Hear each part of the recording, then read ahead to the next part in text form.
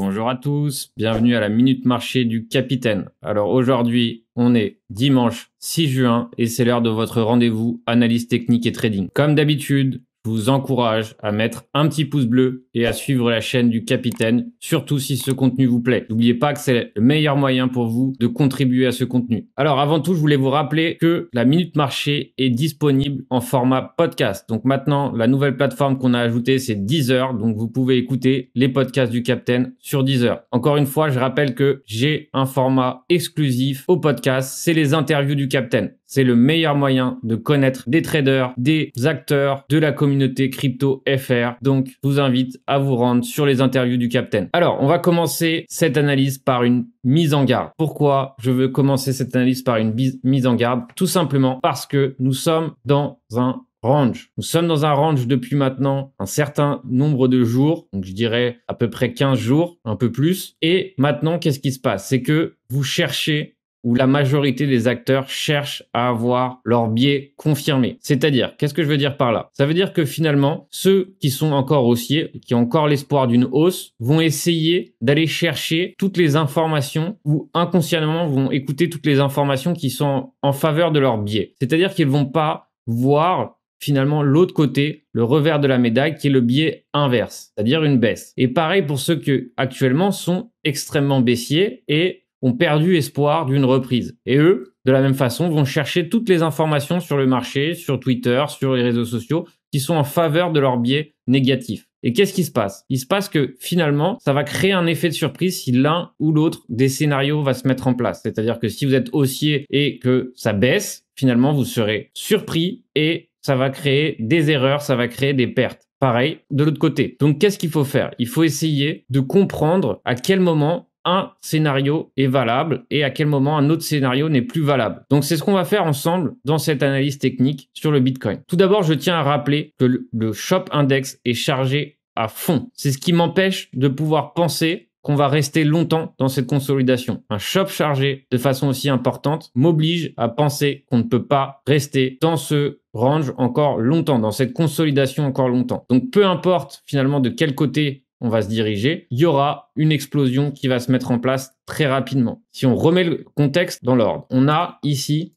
cette structure dominante baissière. On a ici cette consolidation en range, donc certains l'appelleront triangle, certains l'appelleront range tout court, peu importe. On a cette consolidation actuellement qui est en train de nous dessiner ici actuellement un creux au-dessus du précédent, avec au-dessus, ici, qu'est-ce qu'on a? On a une divergence haussière daily. Donc, généralement, c'est un signal assez puissant. Une divergence haussière daily, c'est un signal puissant en daily. Donc, qu'est-ce que ça veut dire? Ça veut dire tout simplement qu'il faut essayer de comprendre à quel moment la divergence haussière s'annule et à quel moment, finalement, le prix pourrait repartir à la baisse ou à quel moment le prix pourrait repartir à la hausse. Et là, cette question commence à tout simplement nous donner des indices beaucoup plus précis. Pourquoi? Parce que si on franchit ce niveau à la baisse ici, les 33 200, si on les franchit, et quand je dis franchir, ça veut dire rester en dessous du niveau. Ça veut pas dire franchir, ça veut pas dire ça. Quand ça revient, c'est pas un franchissement, c'est en anglais on appelle ça un undercut,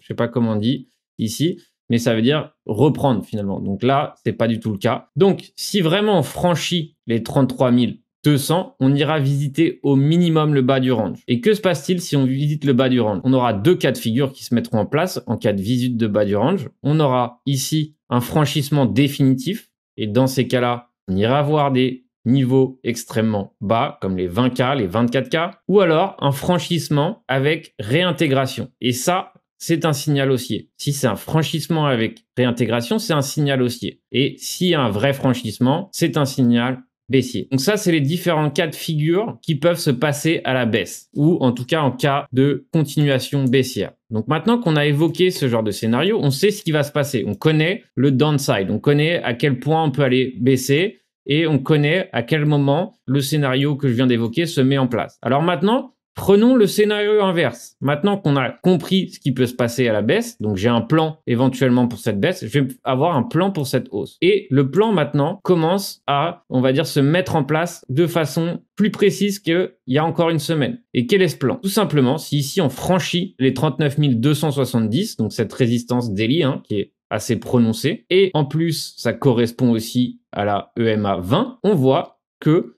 finalement, si on franchit ce niveau, ça pourrait être éventuellement un scénario en W. Et dans ces cas-là, on a la résistance des 40 800 qui se met en place devant nous et évidemment les prochaines résistances qui sont ici 45 000 et encore une fois 48 000, etc. Donc là, ça serait un scénario en W. Donc, comme on peut le voir, on a ces deux scénarios éventuels qui se mettraient en place. Donc ici, ça peut se mettre en place tout simplement de cette façon, avec un W qui se met en place directement, ou encore avec un sommet encore en dessous des 38 000, un creux ici quasi équivalent et éventuellement un autre W. Et là, dans ces cas-là, on aurait une continuation haussière. Donc j'ai évoqué les deux scénarios de façon à ce que vous n'ayez aucun biais. C'est-à-dire que vous devez comprendre que tout est possible et que l'un comme l'autre des scénarios est valable. Mais là, on est dans un range. Alors, quel est le but du range? C'est d'épuiser tous les acheteurs, tous les vendeurs, de façon à ce que quand le mouvement se mette en place, finalement, il n'y ait plus personne qui soit placé correctement sur le niveau. Donc, par exemple, lorsque on sait qu'on a tout simplement possibilité aussi violente de baisser, qu'est-ce qu'on peut faire? On peut tout simplement acheter des put options. Donc ça, c'est des éléments que je vois dans le webinaire sur le hedging, tout simplement parce que c'est une façon efficace d'acheter du Bitcoin tout en étant couvert si ça baisse. Et comment je fais? Tout simplement ici, j'achète un put option, donc par exemple le 25 juin qui va clôturer dans un peu moins d'un mois, au strike price de 36 000, donc qui est le prix actuel du Bitcoin. Et que se passe-t-il dans ces cas-là? Donc j'ai acheté mes Bitcoins, donc quoi qu'il arrive, vu que je les ai achetés, je profiterai de cette hausse. Mais si ça descend, qu'est-ce qui se passe? Si ça vraiment on franchit les 36 000 et qu'on arrive par exemple à 36 000, dans ce cas de figure, j'ai investi 0,0135 Bitcoin. Donc ça, c'est le montant maximal que je peux perdre. Donc c'est l'avantage d'acheter des options. C'est quand on est acheteur d'options, on a un risque maximum qui équivaut au prix qu'on a payé pour l'option. Et dans ce cas de figure, qu'est-ce qui se passe? Je perds au maximum 0,0150 BTC au maximum. En revanche, si le prix chute, et dans ces cas-là, je suis couvert si ça chute violemment. Par exemple, arrivé à 30K, qui est le support majeur, ici, si je revends mon option, je gagne 0,03 BTC. Donc, ça veut dire que j'ai doublé le montant investi dans mon option et donc je suis couvert sur les bitcoins que j'ai achetés, tout simplement parce que je vais en gagner plus si ça baisse. Et là, vraiment, si par exemple, on franchit les 30K et qu'on arrive éventuellement à 20K, ici, par exemple, j'ai multiplié par 10 le prix que j'ai investi dans cette option. Donc là, par exemple, mon ratio gain-perte est un R de 10. Donc, j'ai risqué 1 pour gagner 10 fois que j'ai investi dans cette option. Donc, tout ça, je le vois dans le webinaire Hedging qui aura lieu le 13 juin. Donc, je vous invite à vous inscrire rapidement parce que ce webinaire est très prisé et que les places partent très vite. Donc ça, dans ce cas de figure, je vous apprends à hedger. Quoi qu'il arrive, même si maintenant on repart à la hausse, se hedger dans un marché aussi volatile que le Bitcoin est indispensable. Tout simplement parce que ça nous donne une stratégie supplémentaire pour profiter quand ça baisse et pas être tombé des nues et pas regarder son bloc-folio tous les jours en étant triste parce que notre porte-monnaie a perdu 20% de sa valeur. Non, là, dans ces cas-là, si on est bien hedgé, on peut tout simplement profiter des hausses comme des baisses. Et c'est l'avantage de se hedger face à la baisse. Alors maintenant qu'on sait ce qui va se passer pour le Bitcoin, donc tout simplement ici, par exemple, on peut aussi se zoomer ici en 4 heures et on voit qu'en 4 heures ici, on est toujours dans cette structure baissière. On a une structure ici qui est baissière. Donc on a maintenant des sommets de plus en plus bas, mais on a toujours ici ce point pivot qui tient. Donc maintenant, qu'est-ce qu'il va falloir surveiller ici en 4 heures? Ici, éventuellement, un double bottom avec éventuellement une divergence. Et dans ces cas-là, on pourrait peut-être avoir un petit W ici en 4 heures qui pourrait se répandre en daily. Je vous rappelle que ce qui se passe en 4 heures finit par se répandre, si tout va bien, s'il n'y a pas d'invalidation, en daily. Donc, un retournement de tendance, on le verrait d'abord en 4 heures et ensuite il se propagerait en daily. Donc maintenant, si on perd évidemment ce support ici des 34 000, on irait visiter assez rapidement le support des 30 000. Donc c'est pour ça qu'ici on a un joli support, il faut qu'il tienne pour éventuellement ne pas tomber ici à 30 000 $. Donc maintenant, on va s'intéresser à Ethereum qui, lui, est plus fort que le Bitcoin dernièrement. Par exemple, aujourd'hui, il nous a fait une petite hausse de 2%. Donc, je suis ravi de Ethereum. Pourquoi? Parce que c'est un trade que j'ai évoqué dans la newsletter pro parfaitement. Alors, le plan évoqué dans la newsletter pro était tout simplement ici d'aller chercher un pullback ici dans la zone des rechargements à 2255, donc à peu près 2500. Donc, on a eu un superbe pullback qui s'est mis en place à 2500 en début de semaine. Ça s'est fait rapidement et on allait chercher ici le TP1 qui se trouvait à 2900. Donc, c'est ce qu'on appelle un trade parfait et c'est vraiment agréable que quand je fournis un trade qui se met en place aussi bien, c'est toujours agréable. Donc, pour Ethereum, la structure est un peu plus agréable à voir. Pourquoi? Parce que ici, on voit qu'on a une base technique assez intéressante qui se met en place avec ici une base un peu en forme d'accumulation. Donc ici, on a un creux au-dessus du précédent. Ici, on a ce pic ici qui est compris entre ces deux creux. Donc maintenant, on voit tout simplement de façon assez claire qu'on a ici cette zone de résistance à 2862. Si on franchit les 2862, il y aura forcément une impulsion haussière importante qui se mettra en place. Le shop est chargé et dans ces cas-là, évidemment, les prochains niveaux à viser sont ici 3500 par exemple. Ou même on sort par exemple ici, on voit qu'on est sous la zone pivot en daily. Pareil, attention, chaque fois qu'on a un biais, il faut aussi le contrer. Il faut réfléchir au scénario inverse. C'est très important. Sinon, on est piégé d'un seul côté. C'est-à-dire qu'on n'est pas au courant, on ne comprend pas ce qui se passerait si ça ne va pas dans notre sens. Et là, ça, c'est vraiment une erreur en trading. On doit savoir qu'est-ce qu'on va faire si notre plan ne se met pas en route. Donc, par exemple, qu'est-ce qu'on pourrait avoir ici qui pourrait contrer notre biais? Ça serait éventuellement ici un double bottom, un double top éventuellement ici sur les 2900 et qu'on reparte à la baisse ici, chercher éventuellement les 2200 ou encore plus bas, ici les 2700. Ça pourrait être éventuellement quelque chose qui contre notre biais. Donc pour moi, finalement, pour qu'on reste haussier, pour qu'on ait toujours la conscience tranquille à l'achat sur Ethereum, on doit conserver ici les 2200. Si on conserve les 2200, on se maintient pour éventuellement finir par casser cette consolidation qui, en tout cas, pour le moment, a l'air de vouloir donner une impulsion haussière. Pour l'instant, graphiquement parlant, l'Ethereum est bien plus sexy que le Bitcoin. Donc, notre plan d'achat s'invalide tout simplement si on franchit les 2300, on va dire, et notre plan de continuation haussière se met en place si on franchit les 2865. Donc, encore une fois, le shop est chargé en daily. Ça veut dire que très bientôt, il y aura un mouvement important qui va se mettre en place. Soyez prêts, soyez attentifs et tout ira bien. Si vous savez quel est votre plan d'action, dans ces cas-là, vous serez beaucoup plus serein. Encore une fois, plutôt que de jouer le pari, tout simplement de savoir si ça va hausser, on peut aussi tout simplement attendre un vrai signal. Donc un vrai signal, ça serait quoi? Ça serait franchir les 2850 et dans ces cas-là, on se replace tranquillement sur une prochaine correction avec un stop loss, avec une belle invalidation pour ensuite aller chercher le reste. C'est toujours important d'agir en fonction de votre personnalité. Tout le monde n'est pas aussi agressif. Un achat actuellement en daily ici est agressif. Pourquoi? Parce qu'on n'a pas encore de tendance prononcée. Alors maintenant, on va revenir sur un trade encore une fois évoqué dans la newsletter de la semaine passée et c'est le Inch. Vraiment très cool, très sympa comme trade. On a acheté tout simplement ici le pullback qui s'est mis en place sur les 2,50 sur la zone de rechargement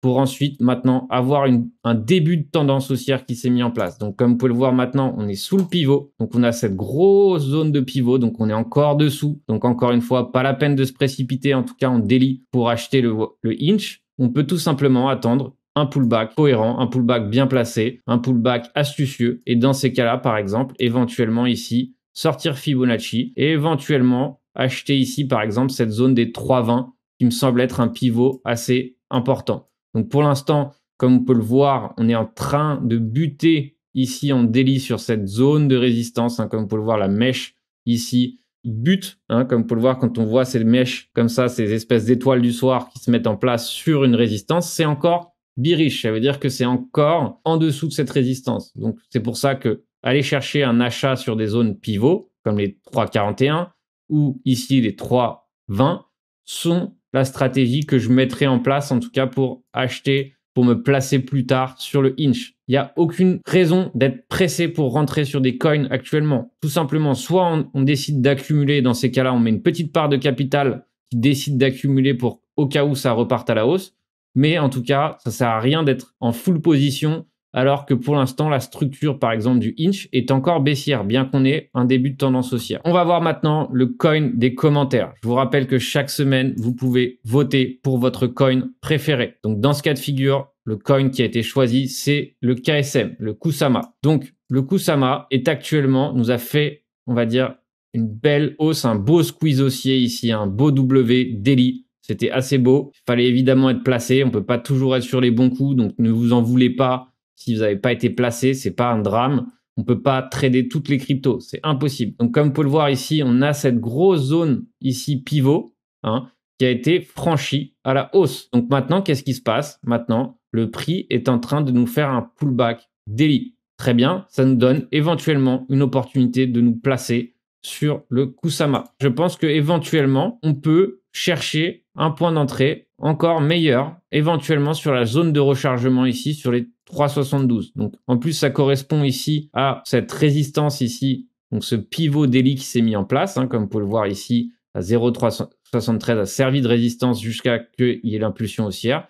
Donc, éventuellement, 0,73 serait une zone intéressante pour se placer. Encore une fois, je préfère attendre un pullback ou attendre un autre signal plus tard. C'est soit j'achète un pullback important, et dans ces cas-là, je suis ravi d'avoir eu mon pullback à bon prix, ou soit j'attends plus tard un autre signal pour me placer. Donc, pour le KSM, la structure est redevenue haussière. Donc, c'est éventuellement des trades à l'achat que je chercherai sur le KSM. Et pour l'instant, c'est assez positif parce qu'on a un joli upside.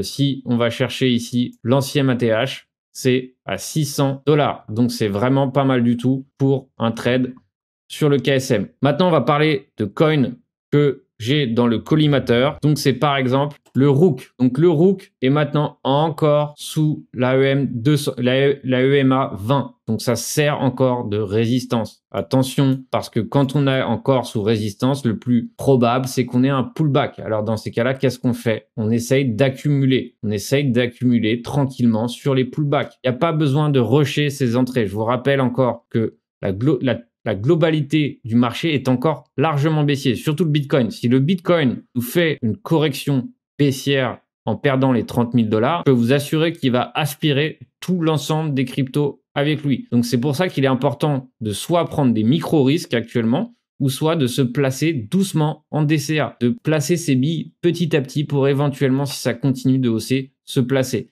Ça sert à rien d'essayer de rattraper vos pertes si vous avez eu des grosses pertes dans un marché en consolidation, dans un marché en crabe. Vous devez être patient. Donc, par exemple, ici, on a une superbe divergence daily qui s'est mise en place sur le Rook. Donc, comme vous pouvez le voir ici, on a ce creux en dessous du précédent et on a ici cette belle divergence daily. Donc, pour moi, les divergences daily sont extrêmement importantes. Ce n'est pas des signaux à prendre à la légère.